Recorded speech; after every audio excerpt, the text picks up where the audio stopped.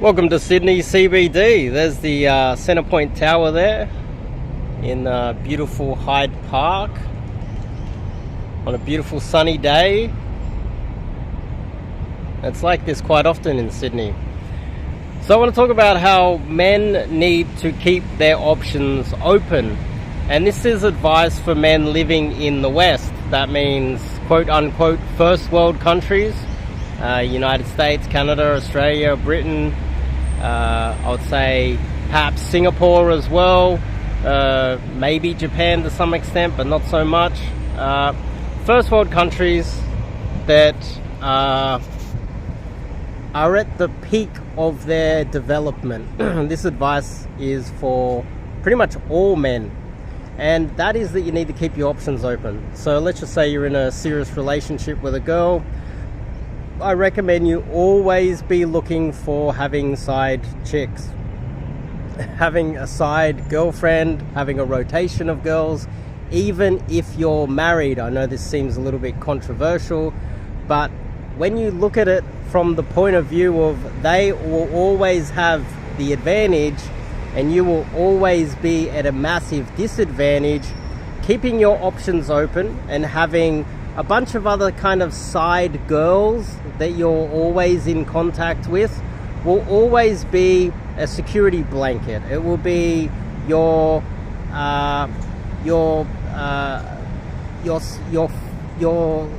money that you store under the bed for a rainy day or economic collapse.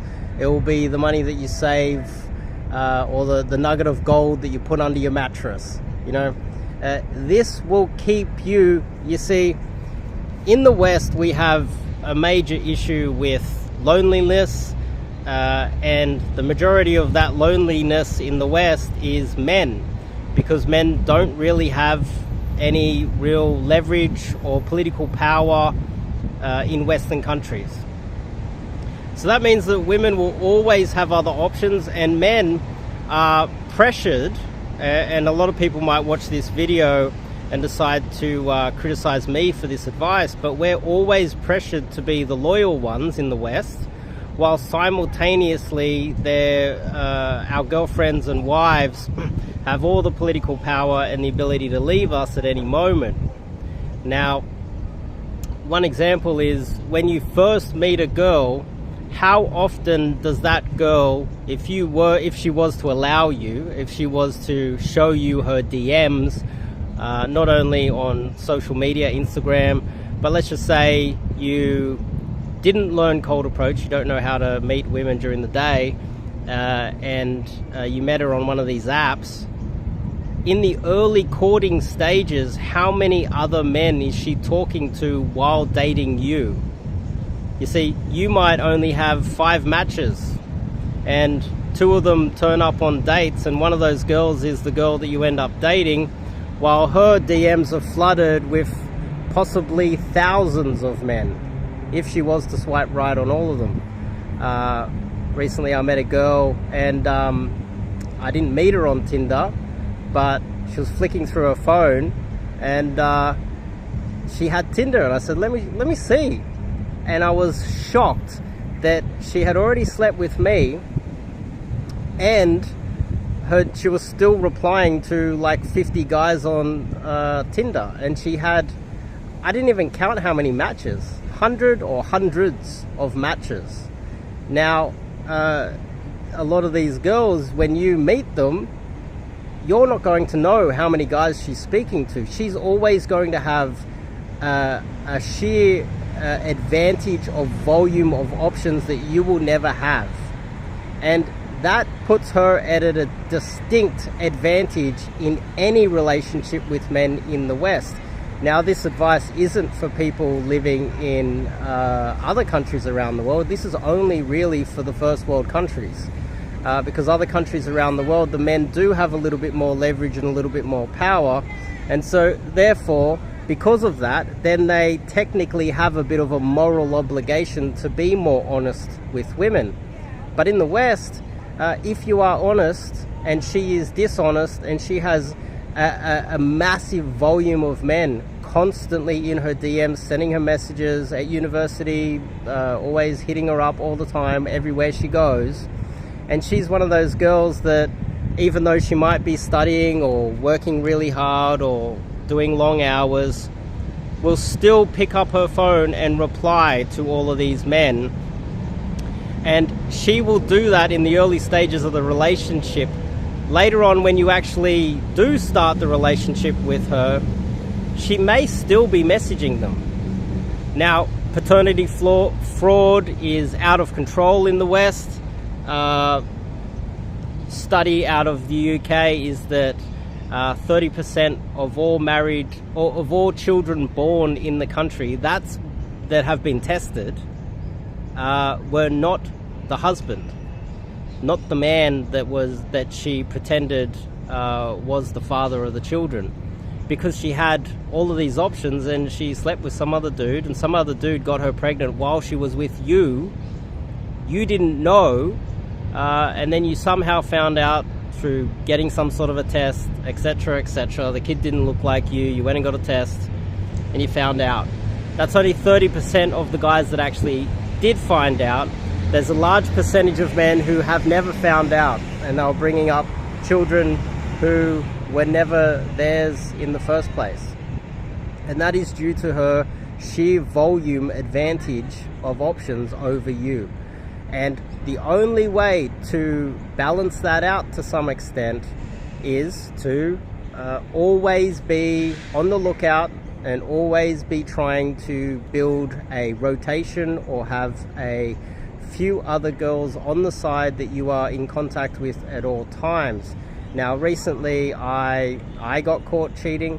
I was with a girl, one of the girls I was seeing for almost 4 years. But I would always have girls on the side as backups because I don't know what's going to go wrong. Recently she caught me cheating, but the thing is, that was my fault. But the thing is, there's a possibility that something else could have gone wrong, which could have side-blinded me. And if I wasn't always on the side looking and trying to build a rotation of girls, I could be left with nothing now and lonely.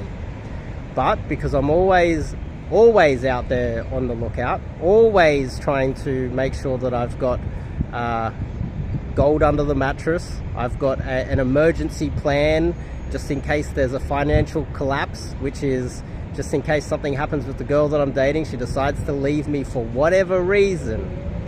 It's rainy that day, she's in a bad mood, we've been together a few years, and she decides to leave you. It happens all the time. Maybe a better option comes along. A lot of men aren't willing to admit that. Maybe something small that you did, you got in a bit of an argument, you didn't realize she was chatting to a few other guys, and she's like, I'm not going to tolerate you anymore. Things are difficult, so I'm going to go off with another guy. That's what happens to men in the West every single day. And this is why you see so many high value men with such average girls. They spend their time in the wrong bucket of their life. They should be spending it making sure that they have a backup plan, a plan B and a plan C, and a bunch of other girls that they're constantly in contact with, that if their main girl, the girl that they could be in love with, and keep in mind, men fall in love more than women, especially these days in the West, because we need them more than they need us, because they're the ones that have all the options in the West.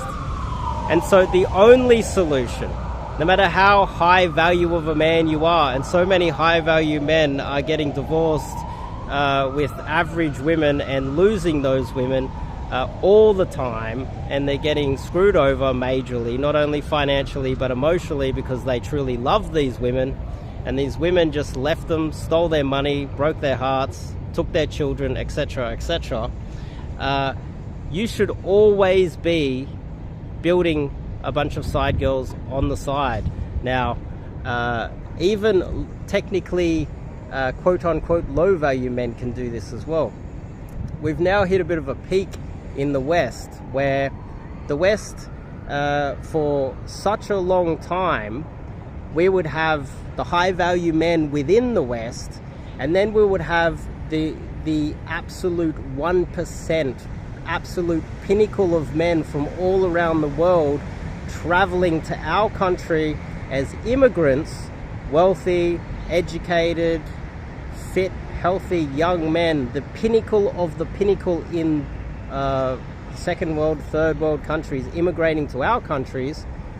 So the competition has become so fierce, always, for such a long time, that you cannot really compete under those circumstances unless you just learn cold approach and figure out other methods outside of the system. You can't win between, you're going to have a lot of trouble competing within the system for some billionaire Dubai oil baron or whatever that arrives in your city, and he gets on Instagram and orders 100 of the hottest girls in your local town and takes them out on a yacht.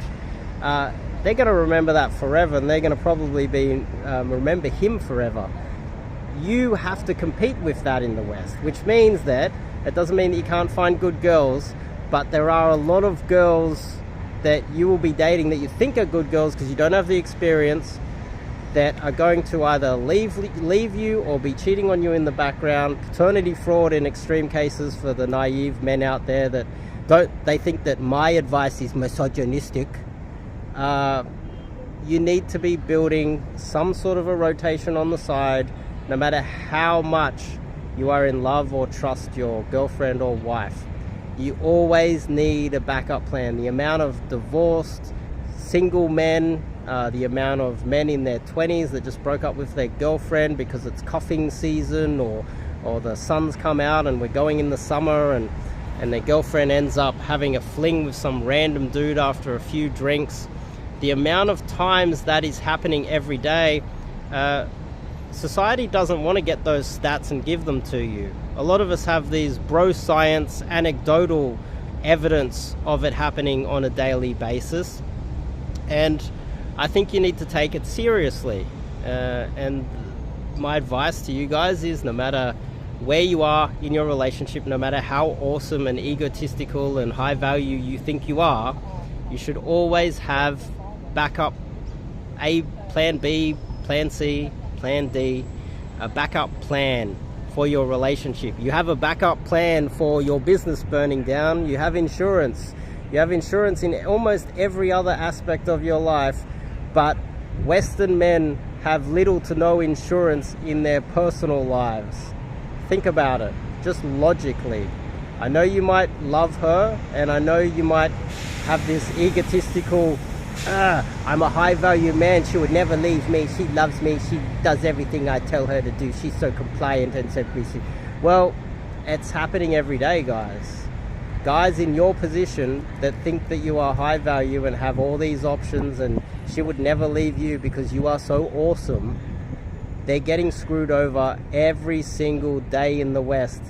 And these men's egos prevent them from having an insurance plan, a plan B, C, and D, when in every other aspect of their lives, they're so methodical in all of their plans. They've got health insurance just in case they get injured. They got all these backup plans, but when it comes to their relationships, they don't. And they're getting screwed, not only with their girlfriends or wives, the family court, the divorce court, everything. And it's facts. I'm only dealing with facts here. The facts are that you're getting screwed. The facts are that the whole system is rigged against you, and this is the only way for you to compete within a rigged system. And so therefore, if you play the honorable Western man from 100 years ago, when society was a bit more male dominated and you had a lot more leverage, and therefore there was a moral obligation for you to do the right thing. Let's just say you're in China, let's just say you're in Japan to some extent. Let's just say you're in a Muslim country.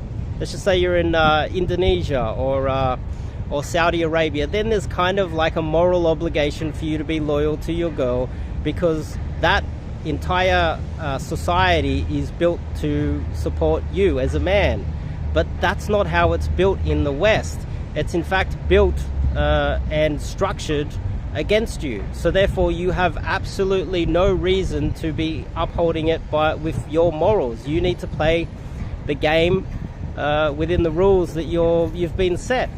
So build a rotation, always have some backup plans, and my recommendation is, if you haven't learned cold approach, it is the hack. If Tinder's not working for you, if the online dating's not working for you, if ChatGPT and using macros and hacking all of these online things and using artificial intelligence for your photos and putting them up there on Instagram and spending thousands of dollars running ads and all these other hacks, going to meetups, hoping that you're going to meet a girl through your social circle or work or at the club. If that's not really working for you, you've got one last option, and that is learning cold approach. And that's something that I teach. So I recommend you come out, learn some cold approach with myself, fill out the form, and I'll see you guys in the next video.